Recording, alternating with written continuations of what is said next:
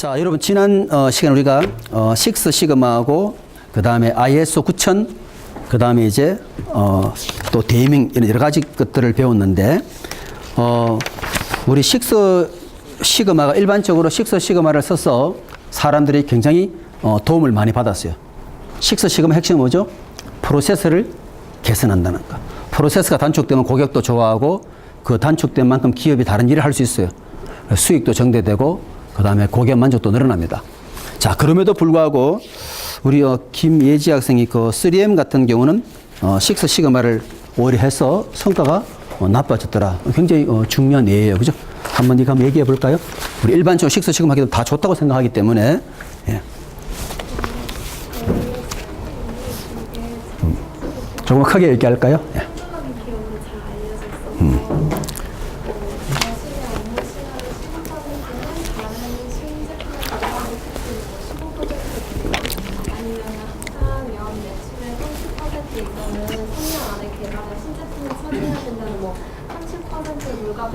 원래 기존에는 되게 창조적인 문화를 개발하기 위해서 그런 정책을 펼쳤는데 이제 그 맥넘이라는 회장이 오면서 그 회장이 이제 식스 시그마를 도입을 했어요. 근데 그 식스 시그마 자체가 좀 긍정적인 변동성을 줄이고 이렇게 좀 체계적인 걸 추구를 하기 때문에 원래 혁신이라는 것은 좀 무질서한 과정에서 나오는 것이어서 그래서 그런 혁신을 상정하는 3M에는 맞지 않았어요. 그래서 예를 들어서 예를 들어서 내가 신제품을 개발을 하면은 매년 그게 얼마나 수익을 가져올지 그런 걸 그래프랑 발표를 해서 다 보고를 해야 되는데 이게 새롭게 개발하는 연구원 입장에서는 부담이 돼서 오히려 신제품을 잘 개발하지 않으려는 그런 문화도 조성이 되어서 그래서 실제로 원래 3M이 이 식스 시그마 교육으로 인해서 원래는 창조성이 1위 기업이었는데 7위까지 추락을 했다고요.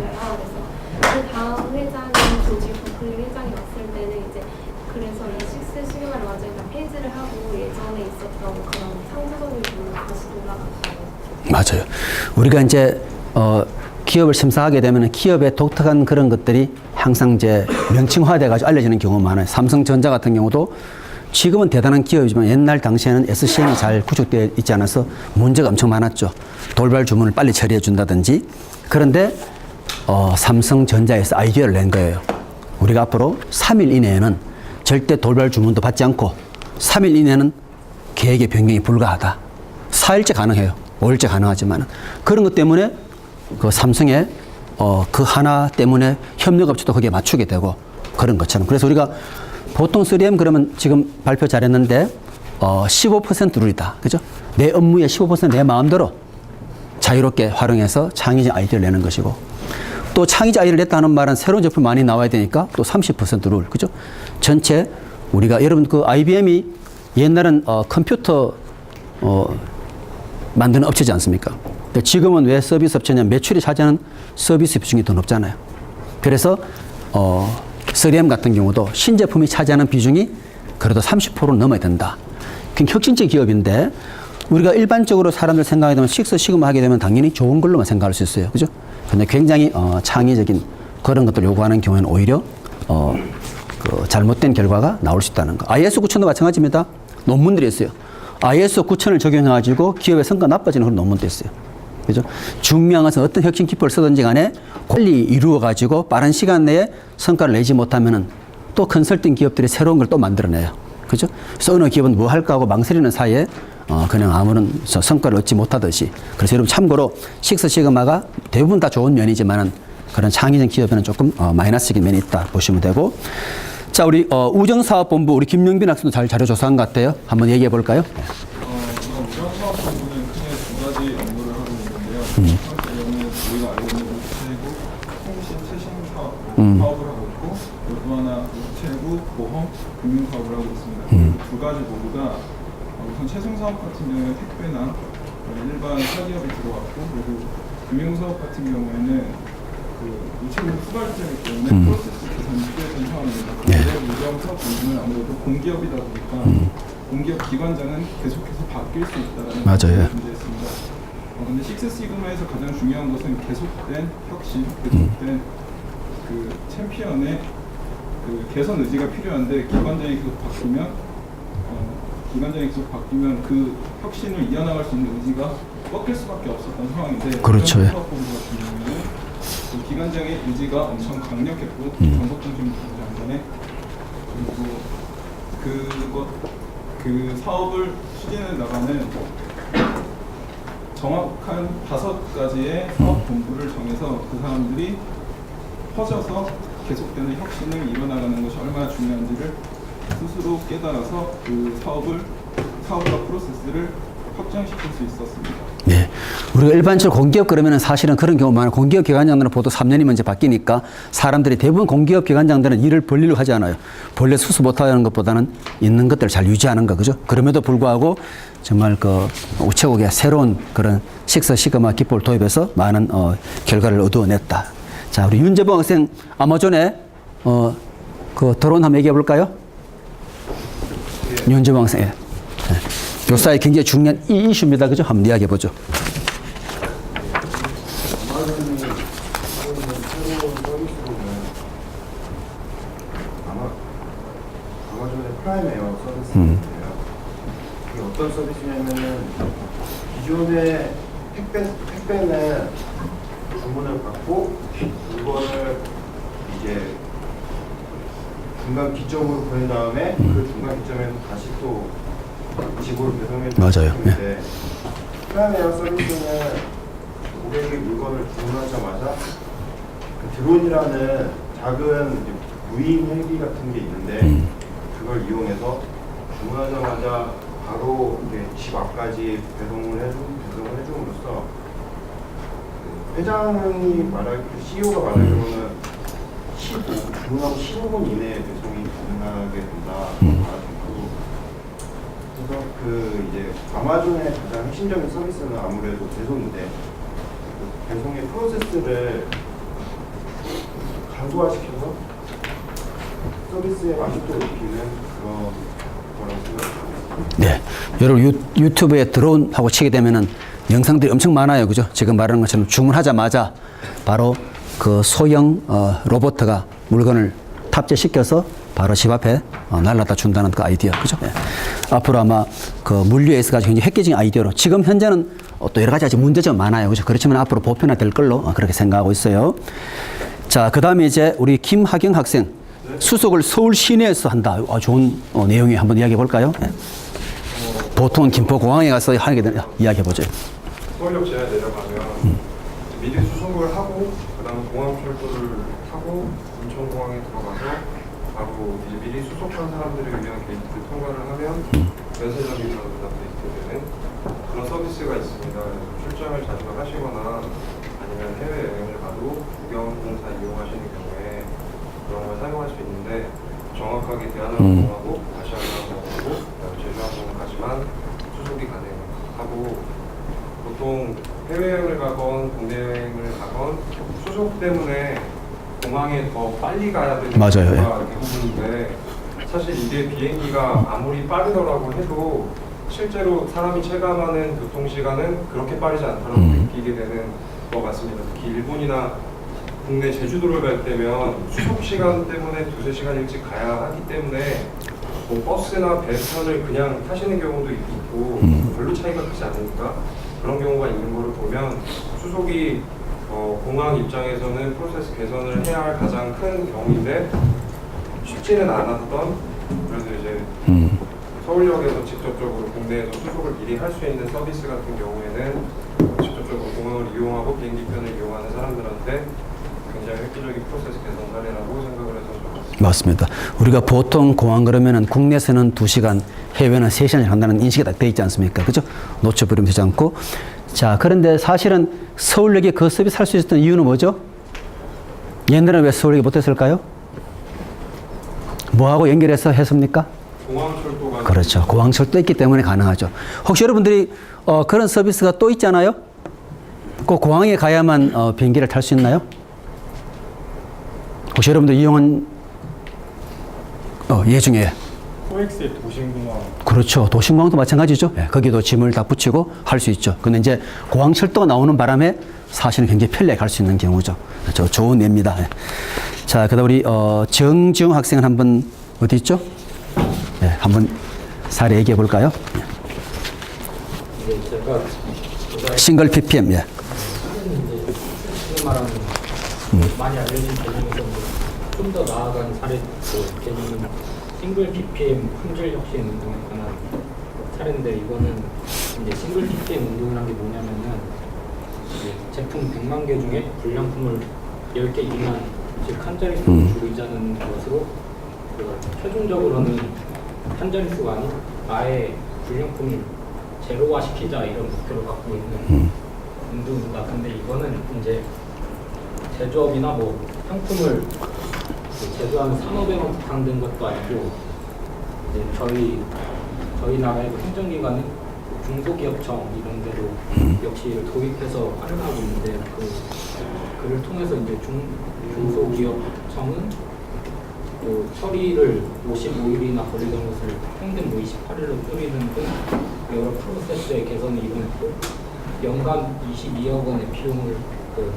비용을 절감하는 그런 효과를 가져왔다고 했습니다. 네. 중소기업청은 거의 관공서잖아요. 거기서도 얼마나 엄청난 그 혁신을 이뤄냈어요. 그죠? 여러분, 식스 시그마는 몇 ppm이죠? 몇 ppm이죠? 식스 시그마는? 3.4 ppm. 그죠? 싱글 ppm은 더 대단한 거 쉽진 않아요. 그죠? 식스 시그마도 우리가 흔히 말하기 무결점 그래. 거의 무결점인데. 그죠? 싱글 ppm을 해서 한 자릿수로 할 수도 일단 좋아요. 그 다음 우리 김보윤 학생은 요사이 우리가 많이 이야기되고 있는 흔히 공유가치 창출, 그죠? 그 개념인데 한번 이야기해 볼까요?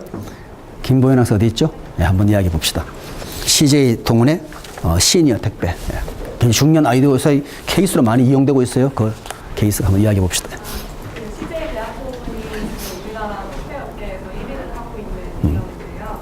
그래서 시니어 택배라고 이걸 시범적으로 운영을 해서 시작을 했어요. 어떤 거냐면 그 택배를 이용할 때 택배 차량이 아파트 안으로 들어가는 용도인데 너무 좁은 아파트를 짓고 그리고 신축 아파트 같은 경우 보안문제 때문에 못 들어가는 경우가 많다고 그러더라고요. 그래서 그 아파트 주민인 노인분들을 교육을 해서 그 택배를 배송을 시켜주는 그런 시니어 택배를 시작했습니다. 그렇죠. 요사이 기업들은 일자리 창출을 떠나가지고 지역사회에 굉장히 큰 그 기여를 해야 되는 거예요. 그래서 CJ 택배가 노인분들을 모셔가지고 택배 서비스를 시작했다. 요사이 의외로 이런 보게 되면은 그런 쪽의 비즈니스가 굉장히 많아요. 그죠? 그래서 요사이 뭐 하다못해 유한 킴블리 같은 경우는 노인분들을 위한 그런 제품들을 많이 신경 쓰고 있지 않습니까? 예, 좋은 예입니다. 우리 박배승 학생 현대자동차 식스 지금 한번 이야기해 볼까요? 이제 2000년대 이전에 현대자동차가 해외로 나갔을 때 특히 미국 소비자들에게 이제 품질 낮은 사고를 당했다는 인식이 네. 팽배했었는데, 이에 대해서 이제 그 정 회장이 이런 이미지를 탈피하기 위해서 이제 시행했던 게 이제 식스 시그마 혁신 운동이었습니다. 그래가지고 식스 시그마를 통해서 우리가 이러한 위기 상황을 극복하고 21세기 경쟁 상황에서 이제 살아남자라는 이제 강한 의지를 보였는데, 그래서 이제 식스 시그마를 이제 시행하기 위해서 이제 가장 첫 번째로 했던 게 이제 철저한 사전 준비였는데, 이제 참고로 이제 식스 시그마를 시행을 하면은 이제 제 몸에 맞지 않는 그런 시행이 될 수 있기 때문에 철저한 성공 사례 벤치마킹을 통해서 현대 자동차에 맞는 식스 시그마를 이제 시행하기 위해서 이제 그렇게 벤치마킹을 했고요. 충분히 준비 기간을 가지고 그렇게 했습니다. 그리고 이제 식스 시그마 운동을 전개했을 때는 각 제조 부문하고 비제조 부문으로 나눠가지고 이제 뭐 연구 개발 부문, 뭐 생산 부문, 뭐 이렇게 딱딱 나눠가지고 각 부문에서 이제 시행할 수 있는 거를 최적화해서 시행할 수 있는 거를 이제 시행을 했고요. 그래서 뭐 이제 세부적으로 보면은 이제 몇 가지가 있는데, 예를 들면은 뭐 선진업체 티어 다운 벤치마킹이라고 해서 어떤 그런 선진업체들의 이제 장단점을 공동으로 벤치마킹을 한 사례가 있고요. 예. 그리고 뭐 5스타 등급제도 뭐 이런 것도 있는데 이런 거는 이제 현재 운영 시스템을 평가함으로써 그런 점수를 매기는 그런 사례가 있습니다. 그래가지고 이제 그렇게 함으로써 이제 현대자동차가 이제는 예전과 같은 그런 인식에서 벗어나서 순환 중에 그렇죠. 현대자동차 이미지가 원래 옛날에 어떻게 참 사람들이 옛날에 우스갯 이야기로 아주 옛날에 현대 자동차가 스텔라라는 차를 아마 여러분이 기억도 못할 거 스텔라라는 차 굉장히 가격에 비해서 굉장히 큰 차예요. 사람들이 이제 그 차 사면은 보통 3번 놀란다 그래요. 첫째 덩치에 비해서 가격이 너무 저렴하다. 그죠? 두 번째는 이제 언덕 올라가게 되면은 차가 과열되고 불이 나는 거예요. 그러니까 세 번째가 제일 하이라이트인데 불이 나게 되면 차를 새 차로 바꾸어줘요. 그래서 그 아이디어 때문에 어쨌거나 굉장히 시장 점유가 높았지만은 지금처럼 식스 시그마를 원용해가지고 엄청난 사실은 발전을 이루었죠. 여기서 우리 강조하는 바가 뭡니까? 그냥 막 도입하는 것이 아니라 자기의 기업에 맞게. 그죠? 3M은 오히려 식스 시그마에서 나쁜 점 발견됐잖아요. 창의적인 기업에는 오히려 창의성을 떨어뜨린다. 근데 그렇지 않고 자동차 같은 경우는 거의 단순 반복적인 그런 일들이니까 그런 곳에는 적용하면 당연히 효과가 잘 나올 수밖에 없어요. 자, 좋습니다. 예. 그 다음에, 김유진 학생 한번 이야기해 볼까요? 네, 제가 준비한 기업은 굉장히 유명한 호텔 체인 중에서 그 리츠칼튼이라는 호텔입니다. 리츠칼튼 호텔 같은 경우는 유난히 굉장히 전설적인 이야기가 많은 호텔로도 유명합니다. 말콤 볼드지에 대한 예죠? 네. 네. 그리고 교수님께서 저번에 서비스 품질상 중에 하나인 미국 국무부에서 만든 서비스 품질상 중에 하나인 말콤 볼디지 내셔널 그 퀄리티 어워드를 제가 두 차례 수상한 경험이 있는 유일한 기업이긴 합니다. 그리고 이걸 그 말콤 볼디지상 한 번 수상하면 재수상까지 6년의 텀이 있는데 이러한 기업이 전혀 없다고 하더라고요. 그리고 심지어는 리츠칼튼은 자사의 그 황금 표준이라는 서비스 3단계라는 세팅을 만들어서 반드시 고객의 이름을 부르며 따뜻한 마음으로 맞이한다. 고객이 표현하지 않은 요구까지 만족시킨다. 그리고 고객의 이름을 부르며 따뜻한 감사의 말로 이별을 한다. 이런 식으로 서비스가 진행되고 있습니다. 그리고 또한 약간의 인파워먼트도 그 자사 종업원들에 제공하고 있어서 말단 직원들은 200불까지 자신의 그 권한 내에서 사용 가능하고 뭐 매니저급은 자신의 권한 내에서 200만 원까지 전혀 회사에서 아무런 그 질문 없이 바로 서비스를 제공할 수 있다고 했고요. 그래서 뭐 전설적인 스토리들 중에 뭐 하나가 예를 들어서 부부가 어린아이를 안고 이렇게 식당에 들어가면 그 부부가 요청하기 전에 이미 유아용 그 의자 미리 준비되어 있고 크레용과 그 리츠칼튼 그 곰돌이 인형이 미리 식당에 배치되어 있다거나 혹은 뭐 고객이 만성 두통이 있어서 호텔 측에 두통약을 이렇게 요구했더니 다음에 방문했을 때는 이미 방에 두통약이 구비되어 있다거나 그리고 고객이 뭐 잃어버린 반지를 찾아달라는 요구를 했을 때는 그 호텔 전체에 있는 모든 세탁기, 하수구 그런 것들 다 이렇게 뒤져가지고 결국 반지를 찾아드리는 사례거나 혹은 비행기 탑승 티켓을 두고 나간 손님을 위해서 호텔에 가서 호텔에 있는 티켓을 공항까지 배송하는 굉장히 이런 스토리가 굉장히 많은데 그런 스토리가 존재할 수 있는 자체가 어떻게 보면 매주 금요일마다 그 4만 명이 넘는 리츠칼튼 직원들이 그 매일 그 15분간 자신이 제 고객에게 제공했던 최고의 서비스가 무엇이었는가를 이렇게 자선에서 소개하고 이거에 대해서 어떻게 보면 더 좋은 서비스가 있으면 회사 차원에서 기용하고 아니면 이거에 다 상을 준다 그러더라고요. 그리고 어떻게 보면 리츠칼튼 역사에 있어서 가장 전설적인 이야기 중에 하나는 2000년대 초반에 리츠칼튼 베니스 지점에서 그 베니스 지점은 하루 숙박하는데 300유로가 넘는다 그러더라고요. 근데 그 회사 불화로 퇴직하게 된 직원이 회사의 그 호텔 관리 계정을 가지고 인터넷에 로그인해서 모든 방을 그 0.99유로에 내놓은 케이스가 있다고 하더라고요. 그래가지고 어떻게 회사에서 대응할 시간도 없이 반나절 만에 반년어치의 호텔방이 다 나가버리는 그런 일이 발생했는데 리츠칼튼에서는 아무런 그 고객한테 이런 그 질문이나 그런 것도 없이 무조건 인정하겠다고 아무리 그런 직원이 저지른 일이라도 자사 직원이 그 퇴사한 경우에도 자사 직원이었으니까 저희가 그런 서비스를 제공하겠다 그러고 그리고 또한 어떻게 보면 그렇게 1유로도 주지 않는 금액에 방을 예약한 고객에 대한 어떻게 보면 직원들의 인식이 혹은 직원들이 들어와서 제대로 된 서비스를 제공하지 못하면 어떻게 나가는 생각엔 미리 직원들을 더 철저하게, 그러니까 이러한 금액을 지불했더라도 우리의 고객이고 우리의 장기적인 전망을 봐야 된다 해서 더 어떻게 보면 서비스를 철저하게 맞아요. 제공하려 노력했던. 그렇죠. 말콤 볼드리치 받으려면 정말 대단한 수준이 돼야 돼요. 그죠? 우리나라와 달리 말콤 볼드리치 우리나라도 역시 서비스 대상으로 바뀌어서 적용은 되지만은 거기는 해당되는 기업이 없으면 상을 안 주는 경우도 있어요. 그래서 상 받았다는 자체가 굉장히 영광스럽고 또 그것을 정말 전파할 수 있고 물론 서비스 기업은 전설적 스토리도 많이 만들어내야 되지만은 지금 이야기 들어보니까 엄청 스토리들이 많잖아요. 그죠? 정말로 거의 99% 정도 그게 보통 실수하게 되면 대부분 다가 거기에 어떤 글을 게재하겠죠. 이 사람은 좀 퇴사한 사람이니까 우리하고 전혀 관련이 없다. 그죠? 그럼에도 불구하고 그거는 정말 파격적인 것들이잖아요. 근데 그런 것들이 전설처럼 남아가지고 지금도 우리가 인용이 되고 있고 특히 말콤 볼드리치 한 번 받기도 어려운데 보통 기업들이 심사를 받으려면 한국 같은 경우도 서비스 대사를 받겠다면 바로 받을 수 없어요. 자기가 몇 년 정도 한 것들을 그것을 그 기록을 보여줘. 우리는 이런 식으로 우리가 작업을 하고 있다. 그죠? 7년 만에 같이 받는 것들 유지하기가 쉽지가 않잖아요. 자, 그러다 우리 진은아 학생 한번 볼까요? 진은아 학생 프로세스 개선 한번 이야기해 볼까요? 네. 사례에 대해서 전화를 했는데 제가 지난번에 다른 수업에 대한 사업으로 된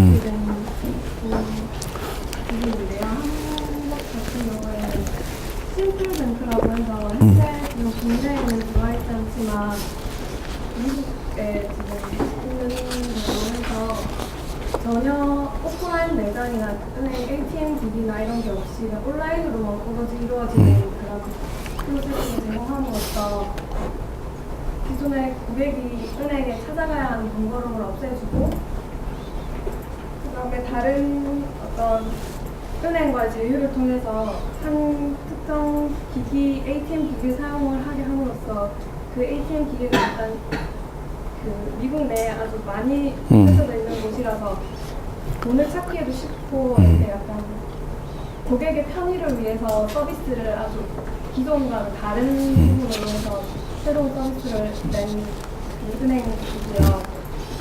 그건 될 것 같아요. 그죠? 예. 그 은행 자체가 온라인은 좋지만 그때 사람이 돈 찾을 때 불편할 수 있으니까 다른 은행과 제휴를 해서 ATM을 활용했다. 좋아요. 그죠? 그다음 우리 임광희 학생 휴맥스 우리 다 아는 기업인데 벤처 1세대 기업 한번 이야기해 볼까요? 휴맥스 같은 경우는 신입주간의 계획을 짜서 계획된 물량을 제대로 다 그거와 처리 부분을 확인했는데 이제 그거를 주단위로 매 주단위로 이제 단계를 비빔으로써 근데 이제 정물치를 정확하게 지킬 수 있는 그 혁신적인 방법을 도입해서 정물 일정이 중요해요. 그죠? 예, 정보와 물건 흐름을 일치시킨다. 예, 이야기하시죠. 기존에는 이제 목표된 물량만큼의 달성률을 더 추구했었는데 이제 그 달성률보다는 미리 정해놓은 일정 수준의 기준을 충족시켰는지를 보는 준수율로 개념을 바꿈으로써 좀 양보다 질적인 측면을 강조한 혁신적인 사례라고 생각합니다. 좋습니다. 보통 달성률에 여러분 지표가 얼마나 중요하냐면은 보통 달성률이 중요하잖아요. 근데 이 휴맥스는 준수율, 그죠? 내가 600개 생산했는데 1000개 생산했다. 이는 오히려 마이너스인 거 쉽게 말하면, 그죠? 많이 생산해도 오히려 마이너스다. 여러분들이 보게 되면은 우리가 흔히 이제 여러분 지표가 얼마나 중요하냐, 여러분들 아마 BSC라고 들어봤어요? BSC, 그죠? 균형 성과 지표 한번 들어봤습니까? 그래서 밸런스드 스코어 카드잖아요. 근데 옛날에 어떻게 했나 전부 다가 재무 지표만 관심이 있는 거예요. 그 재무 지표. 근데 이 사람이 재무 지표 외에도 고객 관점의 지표라든지 또 뭐가 있죠? 프로세스, 지금 우리가 말하는 프로세스 관점의 지표. 그 다음 또 하나가 뭐냐면은 우리가 계속 공부해서 기업의 성장에 대한 학습 및 성장에 대한 지표. 여러분 현대차 같은 경우도 연구 많이 하잖아요. 앞으로 미래의 차가 전기차냐 수소차냐 계속 공부하지 않습니까? 또 제가 이야기했죠. 냉장고 회사도 앞으로 프리온 가스가 아니고 어떤 냉장고가 앞으로 나오게 될지. 사실은 그 네 가지 지표를 동시에 볼 때 그 기업이 더 발전할 수 있잖아요. 그냥 단순하게 재무 지표만 보는 것이 아니라 고객 관점의 지표라든지 또 프로세스 관점의 지표, 그 다음에 학습 및 성장에 대한 지표. 그죠? 그래서 여러분들이 나중에 여러분들이 CEO가 되고 할 때 제일 중요한 것은 지표를 잘 관리해야 되는 거예요. 어떤 지표에 따라 제가 인천국제공항 이야기했죠. 그죠? 딴 지표부터 우선되는 것이 통관 시간이다. 그것 자체가 벌써 고객한테 임팩트 있지 않습니까? 정말로 중요한 것은 뭐냐면 고객한테 인식이 되는 지표가 중요한 거예요. 제가 기업 가게 되면 어떤 심사 받는 기업들은 우리는 지표가 많다 자랑하는데 자기 내부적으로 중요한 지표예요. 근데 고객들은 전혀 느끼지 못해요. 고객들이 느끼는 그런 지표가 굉장히 중요할 수 있다. 이렇게 보시면 되고. 자, 그 다음에 우리 또 김재모 학생 한번 이야기해 볼까요? 우리 두 명만 더 하고 이제 오늘 사례 한번 공부해 보겠습니다. 예. 네이버의 사례 한번 얘기해 볼까요? 예. 제가 접한 거는 네이버의 회원가입과 관련된 기존에 네이버 아주 초창기 때는 네이버 회원가입이 되게 주먹구구였습니다. 네, 당시에는 이제 14세 이상과 미만으로 나눠서 14세 미만 부모님의 동의를 받는 그런 걸 확인하는 절차가 있기는 했지만 단순히 동의를 얻었으니까를 클릭만 하면 회원 가입이 되는 편이었고 그 다음에 14세 이상으로 들어간 다음에 14세 미만의 주민등록번호를 쳐도 회원 가입이 될 정도로 그냥 뭐랄까 회원 가입에 관련된 컨트롤이 전혀 되고 있지 않았습니다. 그러다가 좀 기술이 발전을 하고 그런 것들 어느 정도 처리가 되는데 2010년 뭐 그때를 즈음으로 해서 여러 가지 이제 해킹 사건들이 일어나고 그에 따라 주민등록에 관련된 그 불안감이 많이 생겼습니다. 그래서 그때 당시부터 등장하기 시작한 서비스 프로세스들 중에 걔들은 하나를 더 추가를 한 건데 자신의 본인 인증을 조금 더 확실하게 하기 위해서 휴대폰 본인 인증이라는 기계부터 도입을 하기 시작합니다. 예, 그 자신의 명의로 있는 휴대폰으로 인증 번호가 오도록 해서 본인이 맞는지를 한 번 더 확인하는 절차를 줘서 이를 통해서 고객들은 자신의 주민등록 번호가 도용되지 않고 좀 더 안전하게 회원 가입을 할 수 있도록 그런 안정성이나 보안성에 대한 확신을 줄 수 있는 프로세스를 개선했습니다. 맞아요. 옛날에는 가입이 그냥 익명성이었죠. 그죠? 옛날에는 가입한 사람 제일 많은 사람이 조용필을 쉽게 말하면 다 다른 이름 가입했지만은 그래도 한 단계 더 나은 게 그나마 14세 미만 이렇게 구별한 거예요. 그죠? 근데 지금 보니까 절차를 더 추가시켜가지고 그 부모님 핸드폰으로 그게 간다는 거잖아. 그죠? 그런 절차를 통해가 좀 더 우리가 제대로 프로세스를 잘 설계했다. 자, 우리 오준범 학생 한번 얘기해 볼까요? 오준범 학생. 네. 그렇죠. 예. 예. 저는 크게 재능상하고 말콤 볼드리 시장에 대해서 비교를 했는데 말콤 볼드리 시장 같은 경우에는 이제 미국 기업에 대해서 비난이라고 또 관련 자료를 찾아봤습니다. 근데 그 기업 자체도 이제 한 해에 보통 한 3개 정도밖에 선정이 안 되기 때문에 좀 사례가 없긴 했는데 찾아서 이제 조사를 한 기업이 브론슨 메소디스트 호스피럴이라는 병원이었는데요. 저희 병원에다 그죠? 예, 병원에. 저희 숄다이스 병원에서 본 것처럼 병원도 환자들이 치료를 할 때 편안한 환경에서 할 수 있도록 그런 환경을 제공하고 있었고요. 그다음에 이제 그 기업 전략 측면에서 3CS라는 걸 만들어서 진료 탁월성, 운영 효율, 그리고 고객과의 서비스 탁월성이라는 3가지 요소에 집중을 해서 서비스의 그 품질 관리에 신경을 쓰고 있는 것을 발견했습니다. 그리고 아무래도 병원이기 때문에 그 단순히 이제 뭐 친절이나 아니면은 고객에게 만족감을 준다 뭐 이런 것만으로는 충분하지 않기 때문에 기술적인 투자도 열심히 하고 있는 편이고, 마지막으로 이제 직원 종업원에 대한 학습도 중요하기 때문에 이들에 대한 복지 차원에서 개인 발전 기금이나 이런 걸 많이 지원을 해서 낮은 그 이직률을 줄임으로써 고객에게 만족도를 주고 있는 것 같습니다. 맞아요. 그죠? 자, 우리가, 여러분 이제 보다시피, 자, 우리가 지난번에, 그 배운 내용들에 대해 가지고 다는 기억하지 못하더라도 핵심적이겠죠? 식스 시그마, 그 다음에 ISO 9000, 그 다음 말콤 볼드리지. 그죠? ISO 9000은 받기 되게 쉬워요. 그러나 인정사항이 어느 정도 기준만 되면은 우리 경영대학이 받는 AACSB 대상이 아니라 AACSB 인정. 그래도 경영학 교육이라면 이 정도는 갖추어야지. 주어지는 그 기준에 따라서 잘 준비하면 되는데 어려운 것은 제가 문수화라 얘기했습니다. 그죠? 문수화가 어렵다는 거. 자, 그런데 우리가 식스 시그마라든지 이제 말콤 볼드리지, 사실 데미라는 사람이 일본에 가서 너무 열심히 해서 그 일본의 품질관리를 발전시키다 보니까 일본 제품이 80년대 미국에서 엄청 그 히트를 쳤지 않습니까? 그래서 놀라서 다시 미국에서 만든 것이 말콤 볼드리지 도시. 자, 오늘 우리가 보고자 하는 것은 입지에 대해서 여러분 보시면은 첫 번째는 여러분 이런 것들 잘 개발한다 그러면 뭐 엄청나겠죠. 보게 되면은 상권 분석 서비스, 그죠? 기업들의 상권 분석 서비스에서 자, 프랜차이즈 분석 서비스를 비롯해서 상권별 유동인구, 경쟁업체 매출, 그죠? 업종을 매출에 대한 분석 정보를 제공하는 이런 서비스도 있을 수가 있고, 그러다 보니까 기업들이 여기 보시면은 소상공인 진흥회 같은 경우도 상권 정보 시스템, 그죠? 굉장히 중요하지 않습니까? 그래서 여기 또 보면은 지역 업종별로 종합적인 상권 정보를 전자지도와 함께 제공하고 있다는 거, 그죠? 자, 그래서 우리가 어떤 조건들을 고려하면 어디에다 하는 것이 좋은 것인지, 또 가능성이 얼마나 있는 것인지. 그 다음에 이제 여기 이 시스템 같은 경우는 정보가 엄청 많죠. 점포, 인구, 시설 등 상권 분석에 필요한 47가지 정보를 DB로 구축했다는 거, 그죠? 그 다음에 이제 SK텔레콤 같은 경우도 보십시오. 파트너사와 힘을 합쳐가지고 역시 상권 분석 시스템, 그죠? 상권을 분석하는 시스템이 그나마 사람들의 수요가 있기 때문에 특히 우리 소상공인들은 굉장히 중요한 이슈지 않습니까? 그래서 기업들이 이런 것들을 개발해서 이제 활용하는 그런 예가 있고요. 그 다음에 이제 나이스 신용평가 정보 같은 경우도 마찬가지예요. 여기도 보게 되면은 나이스 비즈맵이란 상권 분석 서비스를 제공하고 있다. 자, 그래서 우리가 이제 상권 분석에 대한 패키지는 굉장히 많은 거예요. 쉽게 말하면. 여러분 마치 우리가 제조업체에서는 ERP 같은 경우도 사실은 굉장히 비싸잖아요. 좋기는 좋지만은. 그래서 중소업체를 위한 ERP는 따로 개발이 되어 있잖아요. 좀 저렴한 것.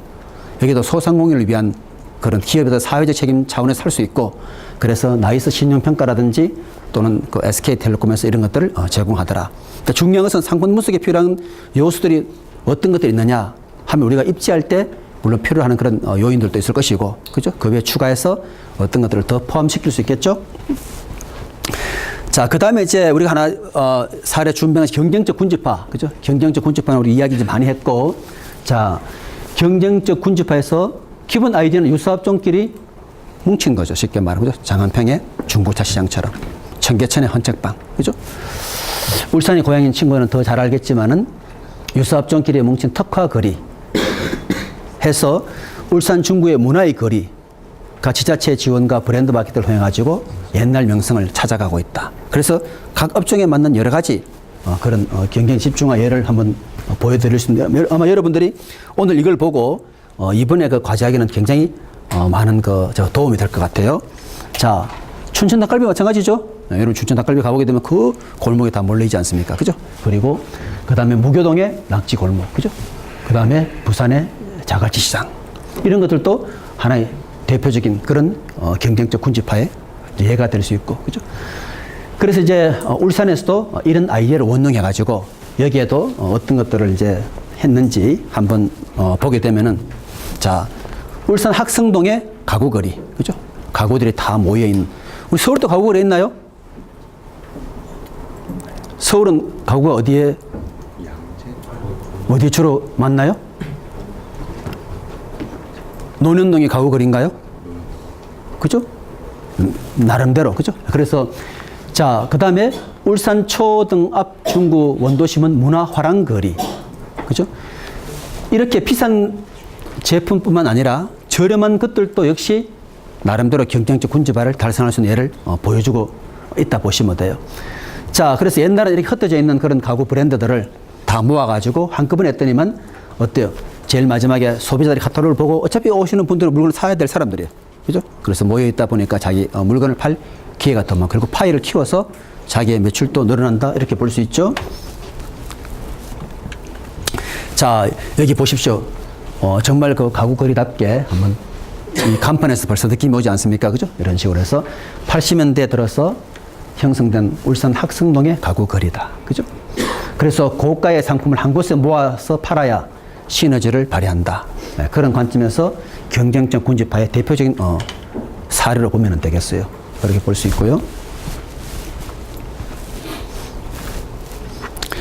자, 뭐 이거는 다 비싼 내용들이고요. 자, 그 다음에 보게 되면은 중구의 문화의 거리, 그죠? 문화의 거리. 그래서 울산 초등학교부터 시계탑 사거리까지 해서 지자체에서 대폭적으로 지원하고 이런 것들을 해서 결국에는 문화의 거리를 만들어 사람들이 여기에 더 많이 오게 되고 또 거기에 있는 그런 화랑들이 더 번창하게 됐겠죠. 뭐 밑에도 마찬가지예요. 그죠? 밑에도 보면 애완동물거리. 애완동물거리는 서울에 어디 있나요?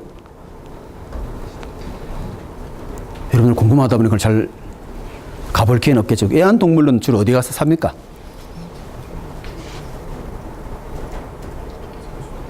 혹시 김현수 학생 아이디어 있나? 애완동물은 어디 있어? 저는 성수동에 있는데요. 아, 그래요? 성수 애완동물 가게들이 많이 몰려 있나요? 아, 그래요? 또 어떤 사람들은 어떤 청계천 인근을 또 얘기하는 사람들도 있어요.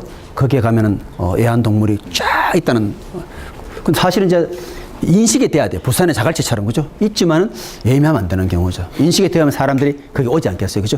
그러나 성수동인데 사람들이 그런 거 하면 안 되는 그런 거 볼 수 있죠. 예.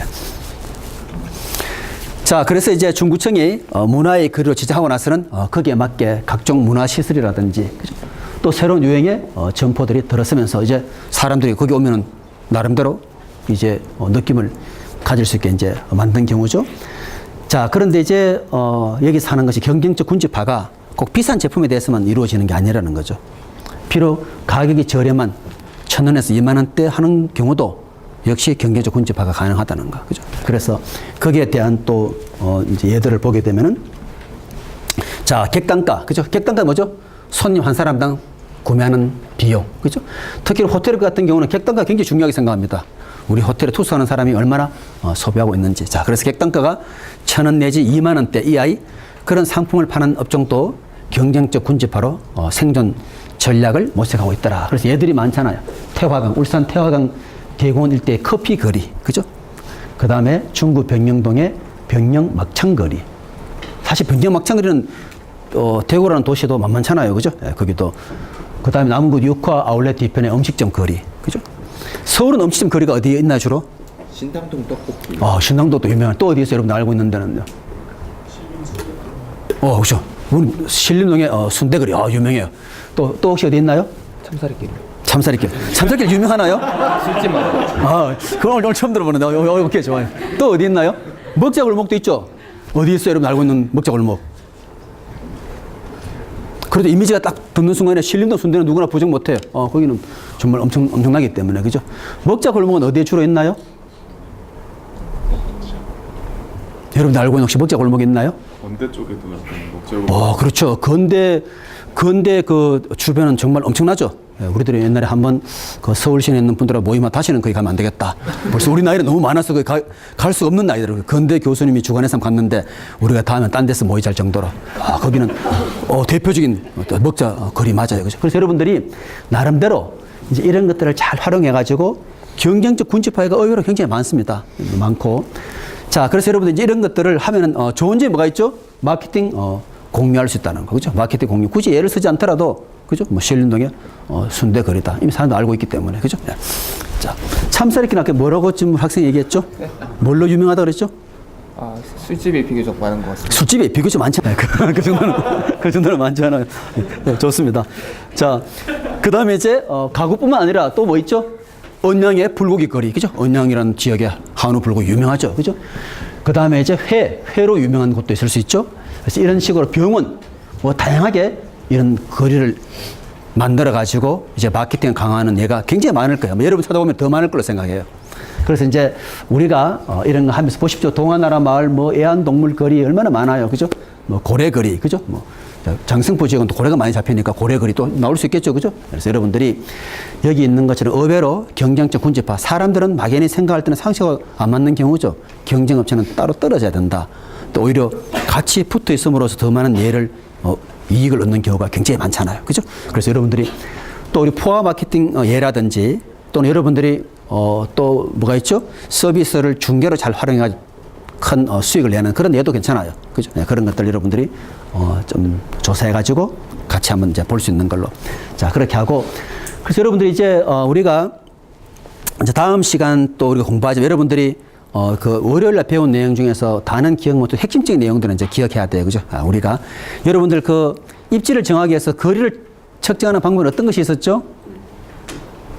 거리를 어떻게 측정합니까? 그냥 두 지점 안에 최단 거리도 있고 또 도심이기 때문에 최단거리 불가능하잖아요. 건물들 때문에. 그죠? 그건 어떤 방식을 이용하죠? 메트로폴리탄 방식으로 한다든지 또는 유클리어단 방식이라든지. 그죠? 그걸 활용하죠. 그 다음 또 중요한 게 어떻게 있었죠? 똑같은 문제지만은 내가 목표를 어디에 두냐에 따라 가지고 공익에 대한 문제냐. 그죠? 또 거기에 따라서 다를 수 있죠. 그래서 여러분들이 저렇게 이제 보시면 되고 우리가 다음 시간에 공부하는 것은 이제 이런 기업들이 국제화할 때 어떤 점을 염두에 둬야 되느냐. 그죠? 내가 바로 국제화한다 해서 가능한 것이 아니죠. 우리가 홈페이지도 나는 현재 우리 기업이 한글 홈페이지밖에 없다. 그럼 영문화 만들어야 되잖아요. 우리 고려대학교도 AACSB를 인정받다 보니까 영문 홈페이지를 만들고 그전에는 사실은 영문 홈페이지 없었죠. 그런 것처럼. 그래서 우리가 그런 것들이 갖추어져야 되는 거죠. 내가 해외에 진출한다면 거기에 맞는 인력도 여러분 미리 준비해야 되는 경우죠. 막상 갔을 때 또 되지 않는 경우도 많잖아요. 그래서 그런 이제 국제화에 대한 개념을 우리가 다음 시간에 보는 걸로 하고 그래서 우리 수업은 이 정도로 마치고 여러분들 그 각조에 그 최소 한 명씩 있어야 돼요. 그래서 한 명씩 해서 우리가 그 기말 과제 발표하는 순서 정하고 그거 정하기 위해서는 일단은 요 수업을 끝내놓고선 11명이 각 조별로 한 명씩 나와보세요. 그래서